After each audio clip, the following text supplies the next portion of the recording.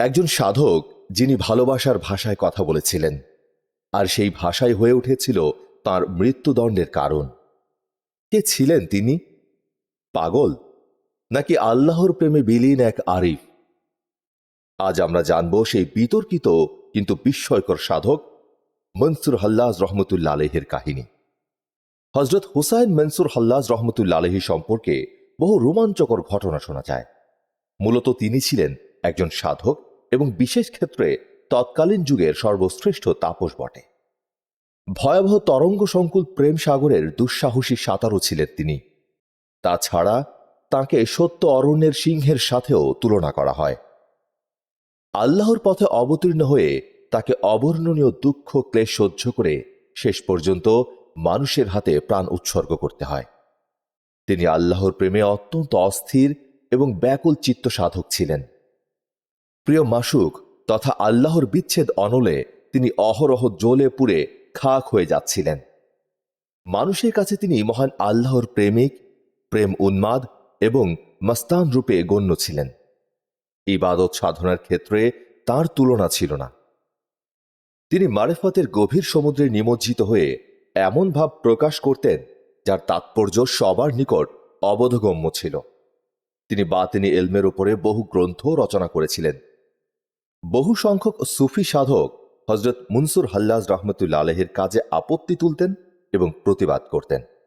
তারা তাঁর ধরন, চলন এবং কাজ ধারার রহস্য উপলব্ধি করতে না পেরে বলতেন, তার তাসাউফে কোনো দখল নেই। অবশ্য সাধক আবদুল্লাহ খাফিফ রহমতুল্লাহ আলাইহে, শিবলি রহমতুল্লাহ আলাইহে, আবুল কাসেম নখরাবাদী রহমতুল্লাহ আলাইহে, ইবনে আতা রহমতুল্লাহ আলাইহে প্রমুখ তাকে একজন উচ্চ স্তরের দরবেশ বলে মন্তব্য করেছেন। অনেকে তার কাজের রহস্য বুঝতে না পেরে তাঁর প্রতি অকথ্য জুলুম করেছে।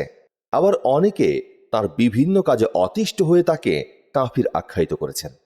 অনেকের মতে হজরত মনসুর হাল্লাজ ছিলেন ইত্তেহাদি মতাবলম্বী, অর্থাৎ তিনি স্রষ্টা ও সৃষ্টির মধ্যে কোনরূপ স্বাতন্ত্র্য ও দূরত্ব দেখতে পেতেন না। মূলত এই গুরুতত্ত্ব সাধারণ লোকের পক্ষে বোঝা মুশকিল। হজরত হুসাইন মনসুর হাল্লাজ রহমতুল্লাহ আলাইহি একবার আইনাল হক অর্থাৎ আমি আল্লাহ এই কথা বলেছিলেন, আর এই উক্তিটি ছিল তার প্রতি অকথ্য জুলুমের প্রধান কারণ। যেমন হজরত মুসা আলাইহিস সালাম যখন তুর পাহাড়ে আল্লাহর নূর দর্শন করছিলেন, তখন বৃক্ষ হতে ইন্নি আনাল্লাহ, নিশ্চয় আমি খোদা, এই আওয়াজ শোনা গিয়েছিল। বলা হয়ে থাকে এটা স্বয়ং আল্লাহ রাব্বুল আলামিনের আওয়াজ ছিল, গাছের আওয়াজ নয়।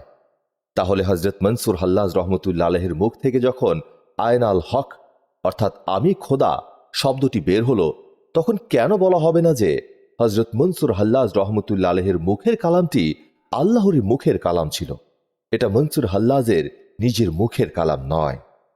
বাগদাদ নগরে হুসাইন মনসুর নামে এক জাদুকর ছিল। কেউ কেউ হজরত মনসুর হাল্লাজ রহমতুল্লাহ আলাইহি ও হুসাইন মনসুরকে একই ব্যক্তি বলে মনে করে থাকে। আসলে তা নয়। উক্ত জাদুকর ব্যক্তি ওয়াসিত নগরে জন্মগ্রহণ করে, আর মনসুর হাল্লাজ লালিত পালিত হন বাগদাদ নগরে। হজরত আবদুল্লাহ খফিফ রহমতুল্লাহ আলাইহি বলেন, হুসাইন মনসুর রহমতুল্লাহ আলাইহি আল্লাহর মারিফাতে জ্ঞানী ব্যক্তি ছিলেন। হজরত শিবলি রহমতুল্লাহ আলাইহি বলেন, হজরত মনসুর হাল্লাজ রহমতুল্লাহ আলাইহি ও আমি দুজন একই অবস্থার লোক। পার্থক্য শুধু এতটুকু যে তাকে লোকজন খোদাই দাবিদার বলে মনে করে ধ্বংস করেছে, আর আমাকে পাগল মনে করে দূরে তাড়িয়ে দিয়েছে। হজরত মনসুর হাল্লাজ রহমতুল্লাহ আলাইহি সারা জীবন আল্লাহর ইবাদত ও জিকির আজগারে মশগুল ছিলেন এবং তাওহীদ ও মারিফাতের ক্ষেত্রে চরম পর্যায়ে আরোহণ করেছিলেন। তিনি শরীয়ত ও সুন্নতের পূর্ণ অনুসারী ছিলেন। শরীয়তের খেলাফ কার্য হিসাবে তার মুখ থেকে আয়নাল হক বাক্যটিকেই দেখা যায়, যার জন্য তাকে কাফির আখ্যা লাভ এবং নিজের প্রাণ বিসর্জন দিতে হয়। অবশ্য একে বুজুর্গানে দ্বীন এবং ওলামা কেরামগণ তাঁর সম্পর্কে দ্বিবিধ মত পোষণ করেছেন। অনেকেই বলেছেন যে উক্ত বাক্যটি তার নিজের নয়, বরং আল্লাহর উক্তি তাঁর জবান থেকে প্রকাশ পেয়েছে মাত্র। মনসুর হাল্লাজ রহমতুল্লাহ আলাইহির জন্মস্থান সঠিকভাবে জানা যায়, তবে অনেকেই মনে করেন যে তিনি বাগদাদ নগরে জন্মগ্রহণ করেছেন।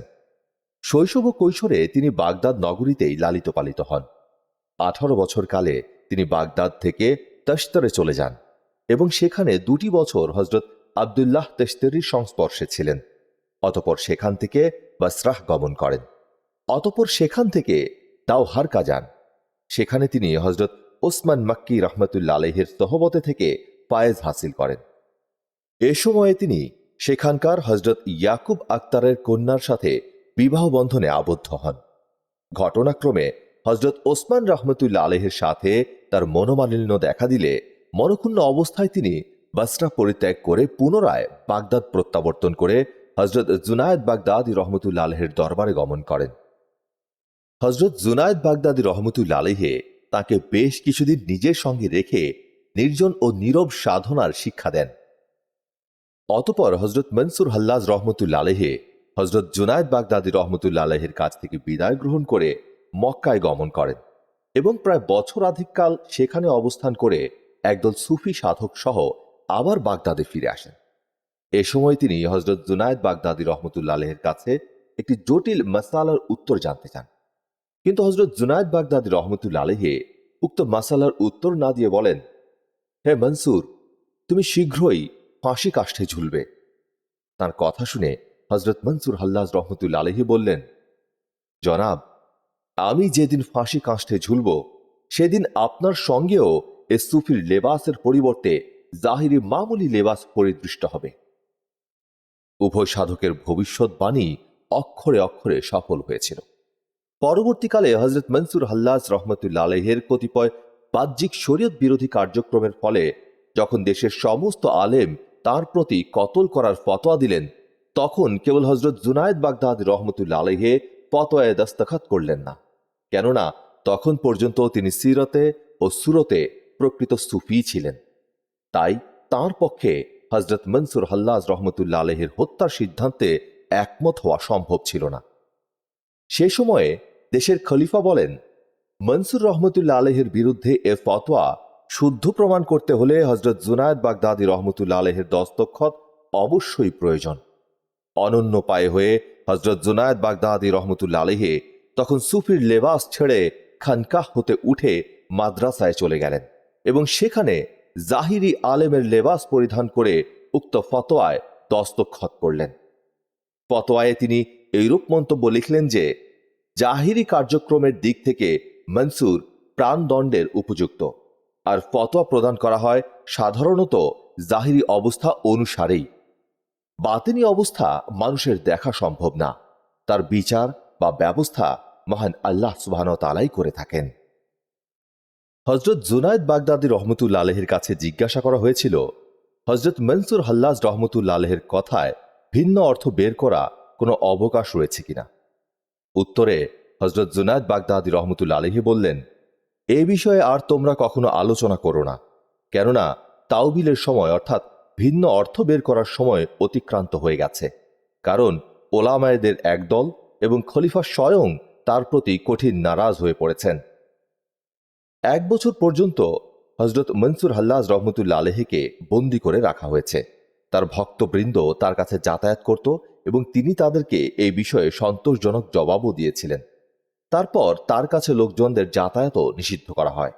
এভাবে কিছুদিন অতিক্রান্ত হবার পর কতিপয় বুজুর্গ ব্যক্তি তার কাছে 2 জন লোককে এই কথা বলে পাঠিয়েছিলেন যে, তুমি আইনাল হক উচ্চারণ করে যে অপরাধ করেছ এজন্য তওবা করো, তাহলে তোমাকে মুক্তি প্রদান করা হবে। উত্তরে মনসুর হাল্লাজ বলেছিলেন, এ বিষয়ে আমি অপারগ। তারপর একবার স্বয়ং হজরত আতাও রহমতুল্লাহ আলাইহি তার কাছে তাশরিফ নিয়ে একই প্রস্তাব দিয়েছিলেন, কিন্তু তখনও তিনি ওই একই কথা তার কাছেও বলে দিয়েছিলেন। হজরত মনসুর হাল্লাজ রহমতুল্লাহ আলাইহিকে জেলখানায় বন্দী করার পর প্রথম রাতে তিনি অদৃশ্য হয়ে গেলেন। লোকজন তাকে কোথাও দেখতে পেল না। দ্বিতীয় রাতে তারা দেখল যে হজরত মনসুর হাল্লাজ তো নেই, জেলখানাও অদৃশ্য হয়ে গেছে। তারপর তৃতীয় রাতে দেখা গেল যে তিনি সহ জেলখানা সবই দেখা যাচ্ছে। তখন লোকজন তার কাছে এই আশ্চর্যজনক ঘটনার মর্ম জানতে চাইলে মনসুর হাল্লাজ বললেন, তোমাদের কথা একেবারেই সত্যি। প্রথম রাতে আমি আল্লাহর দরবারে চলে গিয়েছিলাম, দ্বিতীয় রাতে আল্লাহ স্বয়ং এখানে হাজির হয়েছিলেন। সুতরাং প্রথম রাতে আমি গায়েব, দ্বিতীয় রাতে আমি ও জেলখানা উভয়ই গায়েব ছিলাম, তৃতীয় রাতে আমি ও জেলখানা আবার যথাযথভাবে হাজির হলাম, কেননা শরীয়তের বিধান রক্ষার জন্য মহান আল্লাহ সুবহানাহু ওয়া তাআলা আবার আমাকে জেলখানা সহ যথাস্থানে পাঠিয়ে দিয়েছেন। এখন তোমরা তোমাদের নিজের কর্তব্য পালন করো। শোনা যায় তিনি জেলখানায় বসে দৈনিক কয়েকশো রাকাত নফল নামাজ পড়তেন। তা দেখে লোকজন জিজ্ঞাসা করল, আপনি নিজে আয়নাল হক অর্থাৎ আমি খোদা, যদি আপনি নিজেই খোদা হন তাহলে এত নামাজ আবার কার উদ্দেশ্যে আদায় করছেন? উত্তরে তিনি বললেন, আমার সম্বন্ধে আমি ভালো জানি। কথিত রয়েছে তখন জেলখানায় ৩০০ কয়েদি ছিল। এক রাতে হযরত মনসুর হাল্লাজ রহমতুল্লাহ আলাইহি তাদেরকে বললেন, আমি কি তোমাদেরকে মুক্ত করে দেব? তারা বলল, তা কিভাবে? আপনি নিজেই বন্দী, অথচ আমাদেরকে মুক্ত করবেন? এ কি হাস্যকর কথা নয়? সামর্থ্য থাকলে আগে নিজেকেই মুক্ত করুন না।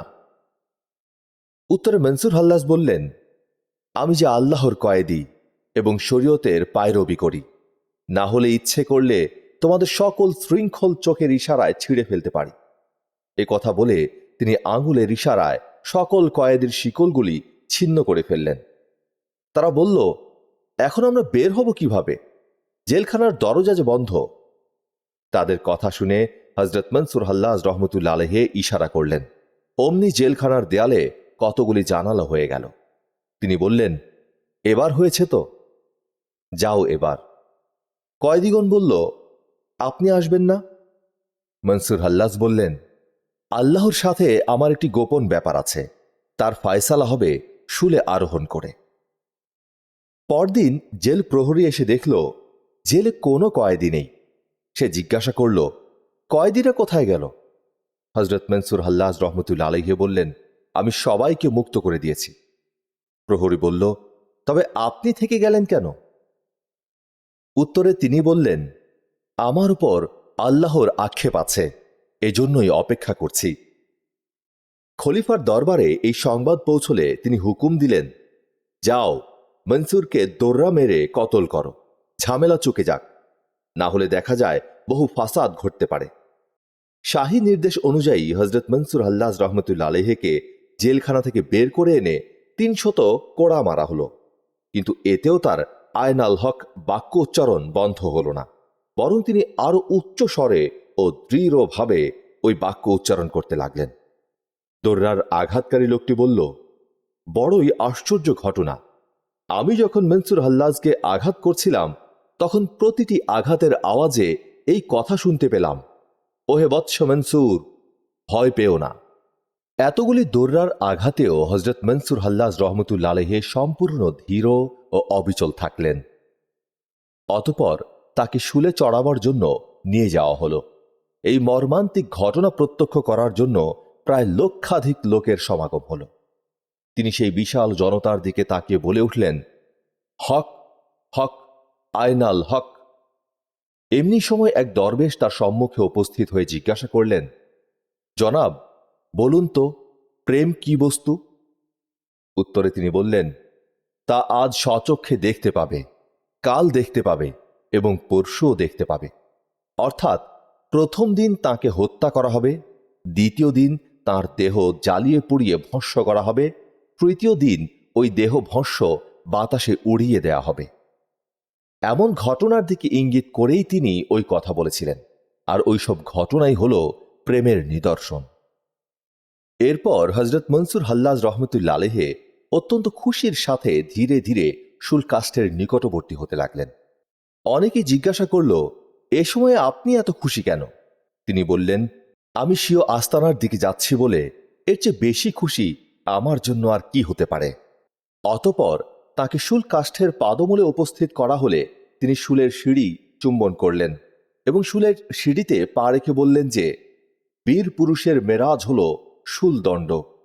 এই সময় তিনি কেবলার দিকে মুখ করে হাত উঠিয়ে আল্লাহর দরবারে মোনাজাত করলেন এবং বললেন, হে মাবুদ, যা চেয়েছিলাম তাই পেয়েছি। যখন মনসুর হাল্লাজকে শুলে চড়ানো হয় সর্বপ্রথম তার হাত কর্তন করা হয়। এ সময় তিনি বললেন, এই লোকটির প্রকাশ্য হাত কাটা সহজ বটে, কিন্তু বাতেনি হাত যা আরশের ওপর থেকে গৌরবের তাজ টেনে আনছে তা কে কর্তন করতে পারে? কেউ না। অতঃপর যখন তার পা কর্তন করা হলো, তিনি হাসি মুখে বললেন, আমি অবশ্য এই জাহিরি পা দ্বারাই দুনিয়াতে চলাফেরা করেছি, এখন এই পাই কেটে ফেলা হলো, কিন্তু আমার বাতিনি যে পা আছে, বেহেশতে আমি সেই পায়ের সাহায্যেই চলাফেরা করব। যদি তোমাদের কারো শক্তি থেকে থাকে তাহলে আমার সেই বাতিনি পা কেটে ফেলো দেখি। অতঃপর তার চোখ দুটো উপড়িয়ে ফেলা হলো। এ দৃশ্য অবলোকন করে সাধারণের মনে ক্রন্দনের রোল পড়ে গেল। অবশ্য কোনো কোনো লোক তাঁর দেহের ওপরে তখনও পাথর বর্ষণ করছিল। অতঃপর তাঁর জিহ্বা কাটার জন্য উদ্যত হলে তিনি জাল্লাদকে বললেন, একটু অপেক্ষা করো, আমি কিছু কথা বলে নিই।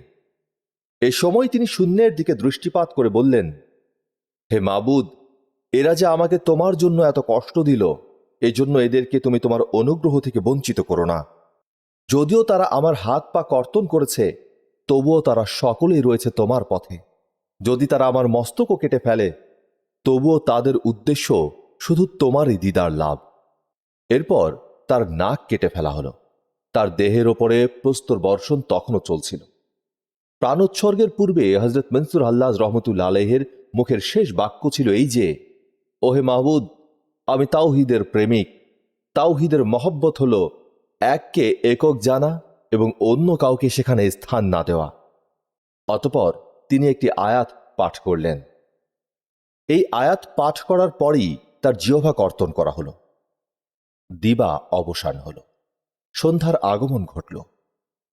খলিফা নির্দেশ দিলেন, এবার মনসুর হাল্লাজের দেহ থেকে মস্তক বিচ্ছিন্ন করে ফেলা হোক। নির্দেশ পালন করার জন্য প্রস্তুতি সমাপ্ত হল। এই সময় মনসুর হাল্লাজ উচ্চ শব্দে হেসে উঠলেন। অন্যদিকে বিশাল জনতার মাঝে কিছু কান্নার রোল উঠে গেল। সেই হাসি ও কান্নার রোলের মধ্য দিয়ে খলিফার নির্দেশ কার্যকরী করা হল। হজরত মনসুর হাল্লাজ রহমতুল্লাহ আলাইহির মস্তক দেহ হতে বিচ্ছিন্ন হয়ে গেল। সাথে সাথে তার প্রতিটি অঙ্গ প্রত্যঙ্গ আয়নাল হক আয়নাল হক শব্দ উচ্চারণ করতে লাগল। তখন সমস্ত অঙ্গ প্রত্যঙ্গগুলো কেটে টুকরো টুকরো করা হলো। বাকি থেকে গেল শুধু কণ্ঠদেশ ও পৃষ্ঠ। কিন্তু আল্লাহর কি অপূর্ব কুদরত! সেই ক্ষুদ্রাণু ক্ষুদ্র দেহ টুকরোগুলোর মধ্য থেকেও শব্দ উত্থিত হতে লাগল। তাকে হত্যা করার সময় যে রক্তবিন্দু মাটিতে পতিত হতো, তা থেকেও আনাল হক উচ্চারিত হতে লাগল। রাত এ অবস্থায় কেটে গেল।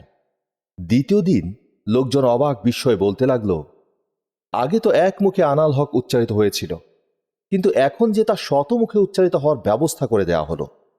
এই বিপদ দেখে খলিফার লোকজন হতবুদ্ধি হয়ে হজরত মনসুর হাল্লাজের সমস্ত দেহ টুকরোগুলোতে আগুন ধরিয়ে জ্বালিয়ে পুড়িয়ে ভস্ম করে দেয়। কিন্তু তাতে বিপদ বাড়ল সহস্র গুণে। এবার প্রতিটি ভস্ম রেণু হতে একযোগে আয়নাল হক শব্দ উত্থিত হতে লাগল। এবার সবাই হতবাক হয়ে পড়ল। তখন খলিফা বেগতিক দেখে লোকজনকে নির্দেশ দিলেন, মনসুর হাল্লাজের পুড়িয়ে দেওয়া দেহের সমস্ত ছাই সংগ্রহ করে দাজলা নদীতে নিক্ষেপ করা হোক। কোথাও এতটুকু ছাইও যেন অবশিষ্ট না থাকে। অবিলম্বে খলিফার নির্দেশ পালিত হল, কিন্তু তার ফল দাঁড়ালো আরও মারাত্মক। ছাইগুলি দজলা নদীতে নিক্ষেপ করার সাথে সাথে দজলার রূপ এক ভীষণ আকার ধারণ করল। দজলা নদীর ঢেউগুলো ভয়াবহ দৃশ্যে ধারণ করে আনাল হক রবে কুলের ওপর একের পর এক আছড়িয়ে পড়তে লাগল। ঢেউগুলির অবস্থা দেখে মনে হতে লাগল তারা যেন ক্রমেই ফুঁসে উঠে বাগদাদ নগরী ভাসিয়ে দেওয়ার উপক্রম করছে। জনসাধারণের মনে আতঙ্কের সৃষ্টি হল। সব লোক দিশেহারা হয়ে পড়ল যে কেমন করে তারা এই মহা বিপদ থেকে উদ্ধার লাভ করবে। হজরত মনসুর হাল্লাজ রহমতুল্লাহ আলাইহি মৃত্যুর পূর্বেই ঐশী ক্ষমতা বলে ভবিষ্যৎ অবস্থার কথা জেনে নিয়েছিলেন।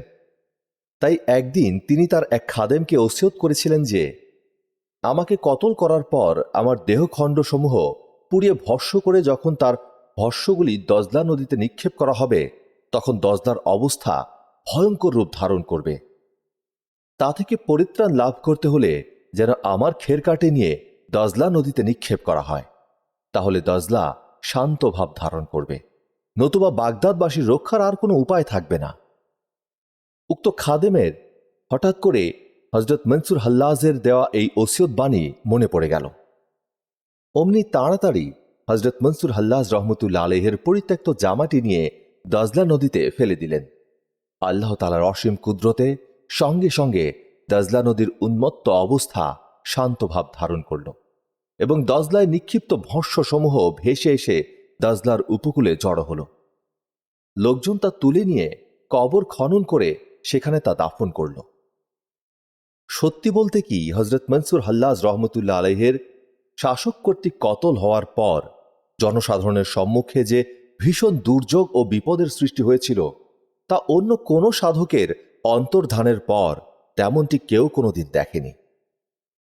হজরত মনসুর হাল্লাজ রহমতুল্লাহ আলাইহের কাহিনী আমাদের শিক্ষা দেয়, আল্লাহর পথে চলা সব সময় সহজ নয়। সত্যের ভাষা অনেক সময় মানুষের কাছে দুর্বোধ্য হয়ে ওঠে।